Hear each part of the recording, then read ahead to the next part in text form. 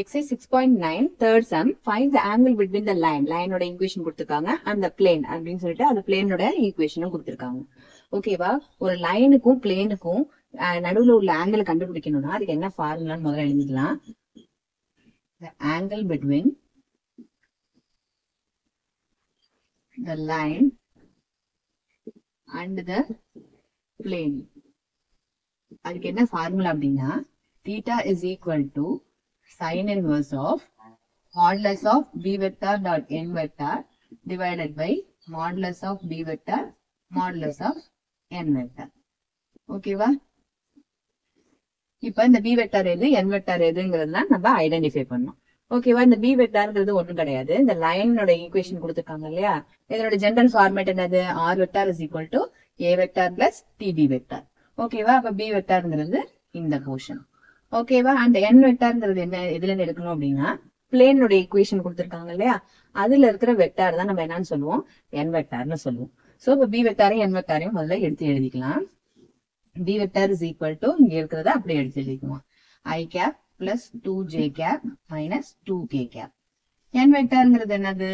இந்த பிளேன்ல உள்ள இந்த ஈக்குவேஷன் இருக்கு இல்லையா? அது. So 6i cap plus 3j cap plus 2k cap. ஓகேவா? இதுல இப்ப நம்ம டைரக்டா இதுல கொண்டு போய் சப்ஸ்டிட்யூட் பண்ணாம ஒன்னொன்னுத்தையும் நம்ம என்ன செஞ்சுக்கலாம்? கண்டுபிடிச்சிட்டு கூட கடைசியா ஃபைனலா சப்ஸ்டிட்யூட் பண்ணிக்கலாம்.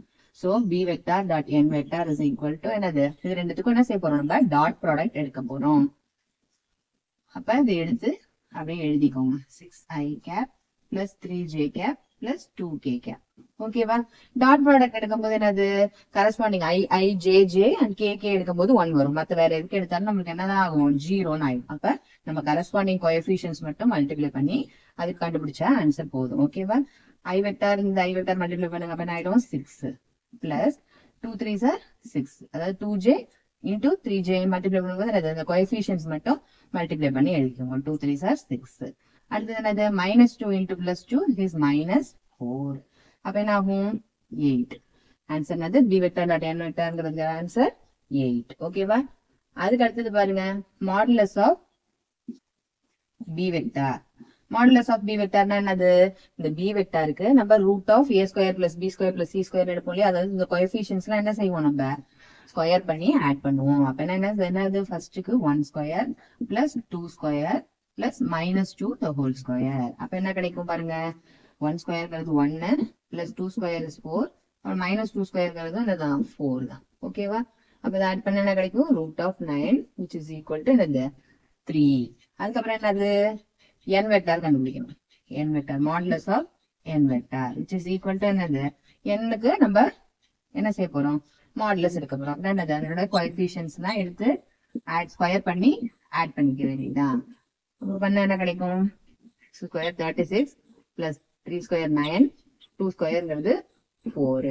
அப்ப இது ரெண்டு இடத்துல 40 49 root of 49 which is equal to என்னது? 7. இப்ப எல்லாத்தோட வேல்யூவும் நம்ம கண்டுபிடிச்சாச்சு. எடுத்துக்கொண்டு போய் இந்த இடத்துல சப்ஸ்டிட்யூட் பண்ணிக்க வேண்டியதுதான். ஓகேவா? theta is equal to sin inverse of modulus of என்னது? 8 divided by modulus of b vectorங்கிறது 3 modulus of n vectorங்கிறது 7. So answer என்ன வரும்? sin inverse of 8 divided by 21. Therefore theta is equal to another sin inverse of 8 by 21.